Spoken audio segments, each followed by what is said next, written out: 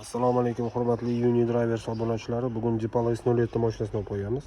Bu mashinamizga Pandora'ning FDK modelidan o'rnatib berganmiz. Xo'p, предложениemiz bu ustalarniki, egalarida boshqacharoq bo'ladi. Xo'p. Nima funksiyalarni ishlatib berdik? Mashinani ochish, yopish, zavod qilish, bagaj ochishlari, klimat kontrollarini boshqarish, bundan tashqari oyna isitishlari, sideniya obogreflarining boshqarish funksiyalarini o'zlarining telefonidan qilib berganmiz. Mana hozir mashinamiz ochiq turibdi. Yopish komandasini jo'natdik. Mashinamiz yopildi. Ko'rishingiz mumkin. Bundan tashqari mana bagaj